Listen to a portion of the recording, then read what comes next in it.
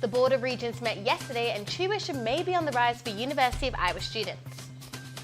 There's a movie being made and a legendary Hawkeye plays a pretty big role. Stay tuned to find out who it is. We preview Iowa's game against the Illini in sports. So stick around for our predictions. Storm Avery is here and many parts of the country should be on alert. Stay tuned to find out where the storm is hitting. All that and more coming up on this Friday, November 16th edition of DITV. Don't go anywhere. DITV starts right now.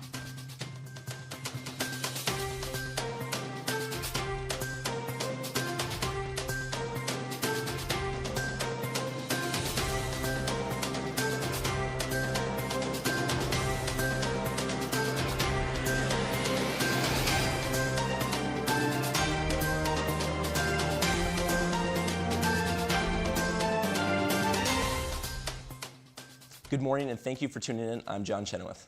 And I'm Jahisha Thomas. Yesterday, the Board of Regents for State of Iowa met in Cedar Falls to discuss the future of cost tuition at the 3 public universities. For a deeper look, we have Marrisa Payne in the newsroom. Hello, Marrisa. Good morning. Yes, the Board of Regents has unveiled a multi-year tuition plan that will likely increase tuition costs for some students. Regent President Mike Richards said resident undergraduate tuition rates at the University of Iowa and Iowa State University will increase by 3% per year if state appropriation requests are funded. When discussing the possible tuition change at the University of Northern Iowa, Richards commented, "The Regents will make the University of Northern Iowa more competitively priced with its peer institutions after state appropriation levels are determined." As of right now, the Regents have not provided plans to change tuition rates for non-residential students. John and Jahisha, back to you at the desk. Recent university expected. This year's athletics revenue fell short of the predicted $117 million for 2018. While men's sports brought in less than expected, women's sports exceeded this year's sales predictions. Despite the decrease, conference funding has greatly increased for 2018. This year's financial support from the Big Ten Conference was over $52 million, a larger increase from $36 million in 2017. The athletic department contributed $20 million of those funds towards the central campus and $12 million towards student-athlete scholarships. Currently in Iowa is ranked 5th in the Big Ten and 18th overall when it comes to the university sports revenue. The Iowa City Public Library has decided to expand their inclusiveness with the community by providing support to autistic individuals. Jahisha was able to get some insight on how they plan to achieve this. The Iowa City Public Library will open 1 hour earlier on Saturday, November 17th for individuals specifically with autism. This special access browsing hour is available for all people along the autism spectrum and is inclusive for their family members to join as well. Having this environment allows the individuals to enjoy the calm and welcoming atmosphere that the library intends. So about 2 years ago, I was approached by the Iowa City Autism Community Group, Dina Bouchard and Jesse Witherell, about starting a time that children and adults with autism could come into the library at just a designated time, that it was just open for them. We do this every other month. I guess that's important to note, because during the time of when we were talking about all of this, Aaron Silva from the North Liberty Public Library had contacted me, and it worked out great. They came on board, so North Liberty came on board, and they actually do, on Friday nights, they stay open an hour later, and we do it opposite months. Having this unique setup between both libraries has identified a new approach into introducing autistic individuals to public surroundings. So it's a great opportunity for individuals on the spectrum to get comfortable in both libraries, because the goal is that with it is not only can they come in and be comfortable in a familiar setting with people that they know, but eventually they'll feel comfortable coming in here at any time. With such support behind the program, it sounds like it's deemed to be a big success. Reporting from the Iowa City Public Library, this is Jahisha Thomas with DITV. Thanks, Jahisha. Great job on the package. Thanksgiving break is just around the corner, so we sent DITV reporter Jake Mayer onto University of Iowa campus to find out what some students' plans are to do. I already have my Thanksgiving of chilling in Iowa City and eating some turkey locked down, but I was interested to find out what other students on campus were going to be doing. First of all, where are they going to go? We're going to New York for travel. I'm going to Dallas, Texas. Iowa City. Sloan, Iowa, way west of Iowa. Houston, Texas. Blairstown. It's 45 minutes from here. I'm going back home, and then midweek I'm going to go to Minnesota to visit my family. Iowa City. What are their plans? Maybe watch one Broadway. Just spend time with my family. Nothing. Probably just spend some time with family. Eat a lot of turkey. I'm working over break. I have a couple of doctor's appointments, but then mostly sleep. Lounge around at home. The biggest question is, are they going to get any homework or studying done? No. I will not do homework during my break. Probably not. I should, but I'm absolutely not going to. Hopefully not do too much homework. I'm going to bring all my textbook and books. No, definitely not.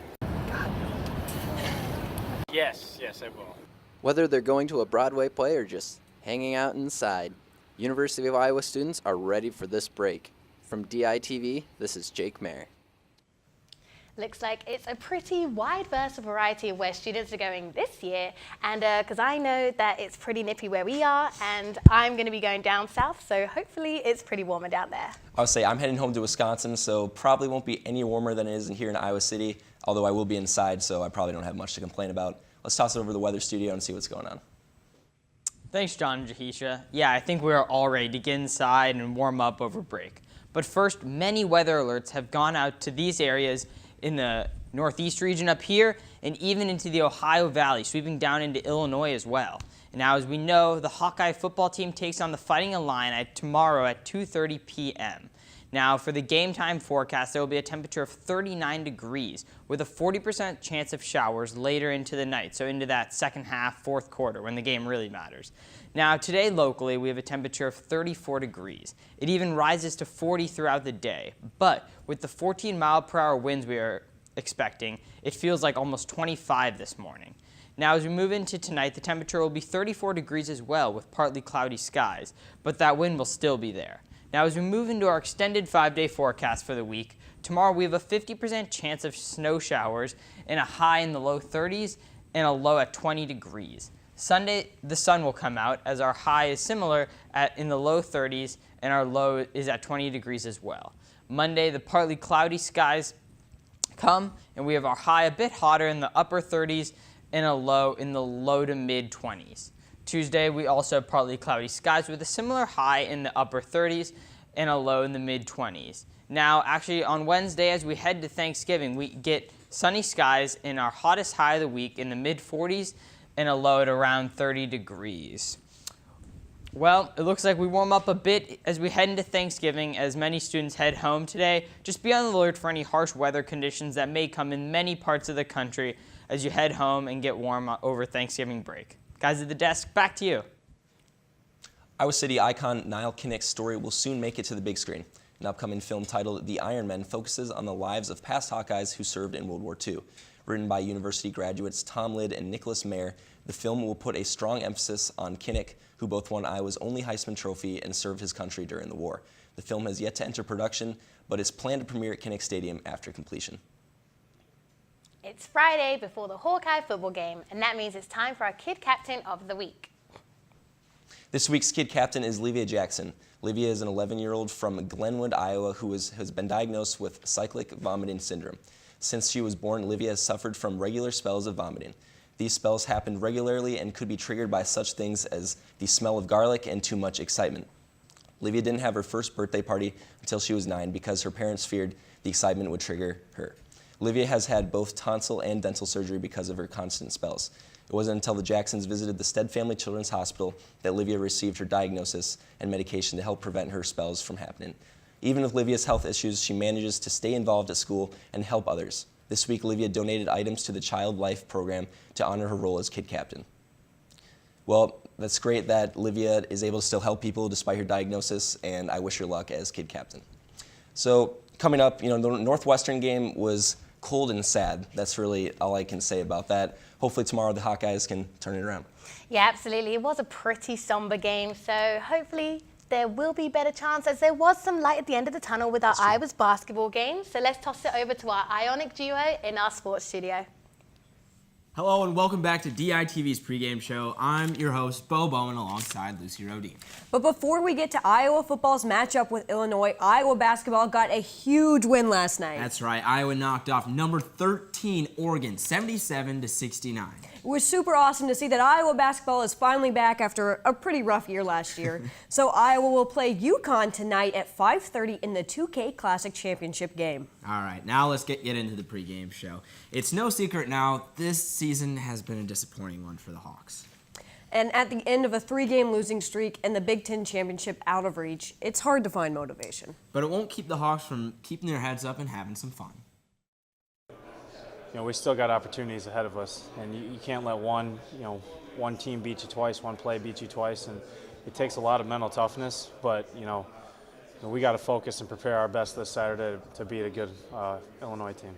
When you really care about it, it hurt and they turn you down just a little bit. But I'm still going to be me. Still going to have a lot of energy, and try to provide energy through everybody else. So I'm not going to change. From a loss, I'm still going to be me. You kind of get caught up, in the losing, and that's not something you want as a competitor. Obviously, you don't want to lose, but you still gotta look at it at the retrospect and at a perspective, saying we're out here playing a game. How cool. There's put it in perspective. There's a lot of people, that aren't are and wish they were. Now, even though the Big Ten Championship is out of reach, they've still got the bowl game to look forward to. Now, one big question looming over the coaching staff is Noah Fant's playing time. We talked a little bit about this yesterday, but Yeah, in the loss to Northwestern last week, Noah Fant played less than 10 snaps in the second half. At Tuesday availability, head coach Kirk Ferentz went through a line of questioning where he gave some not so satisfying answers. No question. I said the other night we got two, I think, really good tight ends, and it's it's rare to have that. But I think if you look at it this year, plus compared to last year, we're going about roughly the same ratio amount of snaps. They're out there. He and TJ are out there together at times. They're out there separately at times, and if they are out there separately, the lean is to TJ, probably because he's a little bit more versatile as a tight end. I would compare Noah more of a specialist position, but. Yeah, nonetheless, he's an outstanding football player, and we've tried to get him the ball, and we'll continue to try to get him the ball. And then there has also been speculation that Fant hasn't been playing because of character issues. But Kirk was quick to put those theories to bed. I haven't heard that. I can assure you that's not an issue. Noah's a high-character guy. He's been tremendous with us. He's a great kid. So there's no issues there at all. And, that's hardly the deal. Hopefully, Ferentz can find a way to get Fant the ball more if they want to win against Illinois tomorrow. And they've got to, too, if they're going to be, if they're going to get back into a winning streak here. It's been brutal, not only covering them, but as a Hawk fan, it's been brutal these last 3 weeks. So, real quick predictions. What do you got? I'm picking Iowa. I probably should stop picking Iowa at this point, but I'm picking the Hawks. Relatable content. Illinois has just always been Illinois. They do have a really good running back, but I'm still picking the Hawks. Please don't let me down. I don't think Illinois has the talent to keep up, so I'll go with the Hawks too. So be sure to follow us on Twitter, Facebook, Instagram, the works for all the updates on the game. And come on back after the holiday for our analysis of this game and Iowa's game against Nebraska next week. Guys, back to you. Thank you guys for tuning into this Friday morning edition of DITV. Be sure to head over to dailyiowan.com for all your latest news. For DITV, I'm John Chenoweth. And I'm Jahisha Thomas. Have a great day, Iowa City.